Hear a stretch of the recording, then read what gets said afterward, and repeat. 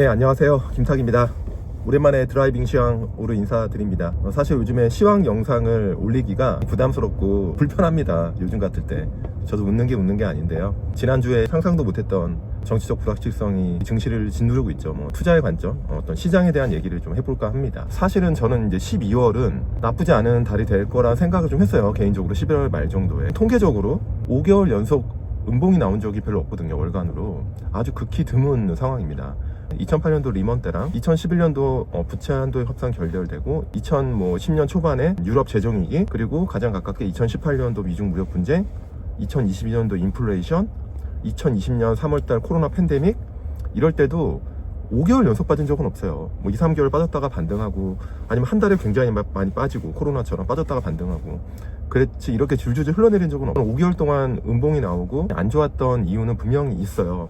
제가 계속 누차 시황 영상에서 말씀드렸지만 반도체가 확실히 꺾였다. 시클리컬 비즈니스, 철강, 화학, 굉장히 어려운 상황에 봉착했기 때문에 수출 경기랑 내수 부진, 중첩적인 원인들이 있죠. 당분간 쉽지 않아 보이고요. 그럼에도 불구하고 400 정도 레벨이면 저는 단기적인 반등은 나올 수 있겠다라는 생각하고, 지수의 반등은 아니어도 그 안에서 생존할 수 있는 섹터, 내년에 더 좋아질 수 있는 섹터, 비단 내년뿐만 아니라 2, 3년 후에 더 좋아질 수 있는 그런 산업은 분명히 또 있거든요. 그래서 이제 12월에는 차별적인 움직임이 나올 것이라고 좀 예상을 했는데, 말도 안 되는 정치적 이슈로 인해서 한 번 더 레벨 다운이 된 거죠. 이미 일어난 일에 대해서 길게 말씀은 드리지 않겠습니다. 개인적으로 안타까웠던 게 두 가지가 있는데요. 첫 번째가 지난주에 예측하지 못하는 불확실성이 생긴 거죠. 주변에서 주식 다 팔아야 되냐 했는데, 저는 주식을 다 팔아야 된다는 거는 동의하지 않았어요. 단기적으로는 빠질 수 있겠지만 저는 한국 주식을 다 파는 거에 대해서는 동의하지 않았습니다. 그 이유는 우리 증시가 굉장히 고점에서 이런 충격을 받은 게 아니잖아요. 밸류에이션 측면에서는 나름 매력적인 레벨이라고 생각해요. 그런 상태에서 이런 이슈가 터졌기 때문에 단기적으로 한 번 더 레벨 다운은 될 수 있겠지만, 이런 악재가 지나가면 굉장히 빠른 회복도 가능해요. 하지만 저는 이제 계속 말씀드리지만 우리 지수가 상단을 뚫기는 어렵다. 올해 고점을 뚫기는 어렵고 박스권 안에 계속 갇혀있는 그런 장세를 예상을 합니다. 근데 이제 안타까운 건 지난주 금요일부터 해서 이번 주 초반까지 개인 투자자분들의 매도가 진짜 거칠게 나왔더라고요. 개인 투자자 여러분들의 마음이 너무 이해가 돼요. 정말 이제 진절머리 나는 거예요. 국내 주식을 투자하고 있다는 사실 자체가 굉장히 불편하고 환멸감까지 느낀다고 저는 생각합니다. 국내 주식을 운영하는 이제 매니저로서 진짜 싫더라고요. 정말 우리 증시는 정말 왜 이럴까? 왜 이런 사태까지 벌어졌을까? 도대체 어디서부터 문제일까? 이런 고민들을 했지만, 지난주 후반이랑 이 주 초반에 그때 주식을 판 분들이 그나마 지금이라도 팔고 떠나서 다른 자산에 투자한다, 가상화폐든 미국이든 다른 해외든 투자해서 성과를 내면 좋습니다. 그렇게 할 수 있겠죠, 충분히. 하지만 국내 증시의 어떤 이 레벨에서 무차별적으로 그냥 주식을 던지는 거는 저는 좀 안타깝고, 저는 제 주변 사람들한테는 던지지 말라고 했어요. 일단은 대신 뭘 갖고 있는지에 대해서 고민해야 된다라는 얘기를 했고, 두 번째는 지금 증안펀드 10조 관련된 뉴스들이 나오잖아요. 실제로 액션을 취하려고 하시는 건지 아니면 립서비스인지는 모르겠지만, 만약에 정책적인 부분에서 증시를 지탱하거나 그런 의지가 있다면은 그거를 실제 시장에 시그널을 줘야 됩니다. 보여줘야 돼요. 증안펀드 우리 10조 주식시장에 투입할 수 있어 라고 얘기하고 자꾸 립서비스로 하고 또 만지작만 거릴 겁니까? 만지작 한다는 뉴스만 나오는데, 근데 지난번 코로나 때도 증안펀드 투입한다고 했다가 결국에는 집행을 못했죠. 그 레벨 자체가 말도 안 되는 레벨이었거든요, 그때도. 근데 지금도 보니까 사이드카 같은 극단적인 상황이 오면 투입하겠다고 하는데, 사이드카를 기다리는 겁니까? 제가 볼 때는 이번 주 월요일 정도의 그 하락, 그때 이제 개인 투자자분들이 7천억 가까이 매도했잖아요. 그럴 때는 좀 시그널을 보여줘야 된다고 생각합니다. 제가 미래라 저래라 하는 건 아닌데, 투자자 한 사람으로서 저는 간곡히 말씀드리는 거예요. 우리가 증시가 무너지고 있잖아요. 무너지고 있으면 정책적으로 할 수 있는 부분은, 이렇게 무너졌을 때 지금 레벨에서는 주식을 사도 된다는 시그널, 지금은 충분히 주가가 싸다라는 시그널들을 보여주는 것도 필요하다는 겁니다.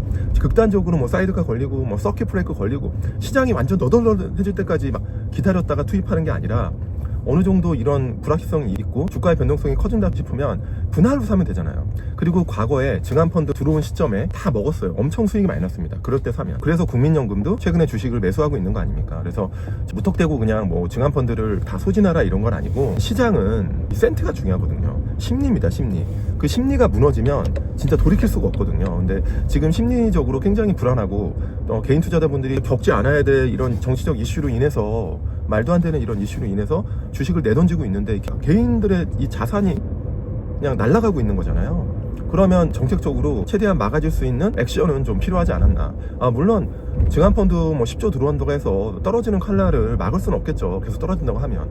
하지만 그런 노력들이 보여져야 개인 투자자분들의 마음도 조금 진정이 되고 감정적인 투매의 액션이 줄겠죠. 그러니까 지나고 나면, 저도 옛날에 투매를 많이 해봐서 아는데, 감정적인 투매를 해서 좋은 결과가 한 번도 없어요. 금요일부터 지난주 월요일날 투매하신 개인 투자자, 그 레벨보다 주가가 더 빠질 수도 있겠지만 다시 또 시장에 돌아오기가 쉽지 않거든요. 그렇게 한번 투매하면 이미 상처를 입고 있는 거 아닙니까? 어제부터 이제 반등이 나오고 있는데요. 정치적 이슈도 시간이 지나면 해결될 거 아닙니까? 당분간은 잡음이 있겠지만 불확실성은 결국에는 해소되고 악재는 진행하기 마련이고, 그러면 이제 반등을 할 텐데, 이제 반등을 할 때 모든 주식이 반등할 것 같진 않아요. 결국에는 펀더멘털이 양호하고 내년 내후년에 장기 전망이 좋고 어닝스가 확실히 올라갈 수 있는 그런 섹터들 중심으로 저는 반등을 할 거라고 같고요. 그래서 이번에 무차별적으로 모든 섹터가 다 빠졌지만 선별적으로 좋은 섹터들은 다시 한번 들어갈 수 있는 좋은 기회고, 제가 영상에서 계속 말씀드렸지만 지난번에 조선과 방산 이런 섹터들은 내년 내후년까지 실적이 담보돼 있고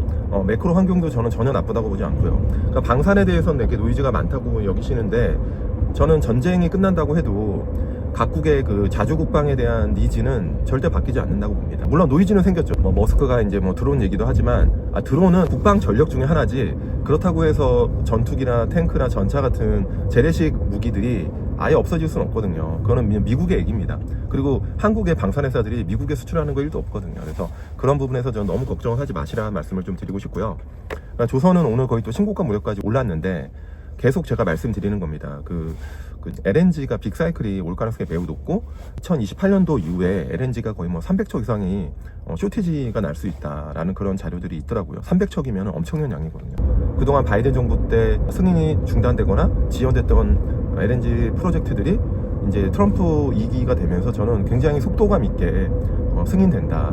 그런 뉴스 플로우들이 조선사들한테 계속 모멘텀이 될 거고, 이건 단순한 모멘텀이 아니라 실제로 조선사들의 실제 수혜거든요. 그래서 미국과 함정, 방산 관련해서 MRO 수주 등이 당장 조선사 실적에 도움은 되지 않을 거예요. 하지만 그럼에도 불구하고 우리의 장기 일감으로 추가된다는 점 계속 관심 있게 좀 보셔야 될 섹터라고 좀 보고 있고요. 시장이 반등을 하더라도 섹터나 종목을 선별하셔야지 여러분들이 수익률이 개선이 될 겁니다. 최근에 이제 또 2차전지 질문을 하시는 분들이 좀 있는데요. 테슬라가 좋은데 한국의 2차전지 중에 뭘 사야 돼? 라고 질문을 하시는 분이 있는데, 제가 그냥 단호하게 말씀드렸습니다.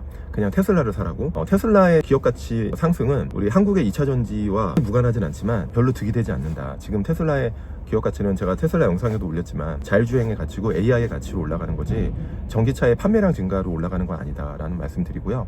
내년에 이제 저가 모델 나오면, 저가 모델이 우리는 좀 하이엔드 양극재가 많잖아요. 그래서 그런 부분에서도 저는 오히려 우리 한국의 2차전지 회사들의 멀티플을 낮추는 그런 이벤트가 될 수도 있겠다는 생각도 들고요. 그래서 2차전지는 좀 많이 고민해서 좀 투자를 하셔야 될 것 같고, 그다음에 반도체는 지금 중국의 역습은 과장됐다는 생각을 합니다. 한국의 반도체 경쟁력은 여전하지만, 근데 마이크론과 삼성전자, 하이닉스 세 개 회사가 과점하고 있는 이 DRAM 시장에서 아무튼 새로운 플레이어가 등장한 거는 팩트고, 그 새로운 플레이어 등장으로 인해서 DRAM 시장의 어떤 그 변화, DRAM 시장의 가격 추이, 이런 것들에 대해서 투자자들이 굉장히 예민하게 지금은 반응을 할 가능성이 높아요. 그래서 반도체도 조금 고민이 되는 지점이다. 가격적으로는 매력이 있다고 봐요. 그럼에도 불구하고 투자의 1순위가 될 섹터인가라는 거는 고민이 많이 되는 상황입니다. 수급적인 변화들에 대한 제 안타까움을 잠깐 말씀드렸고, 섹터에 대한 얘기를 좀 했습니다. 그래서 간단하게 오랜만에 드라이빙 시향으로 여러분들에게 제 생각을 두서없이 말씀드렸는데요. 조금이라도 투자에 좀 도움이 되길 바랍니다. 네. 내용이 좋았으면 좋아요 한번 부탁드리고요. 다음에 또 더 좋은 영상으로 찾아뵙겠습니다. 안녕.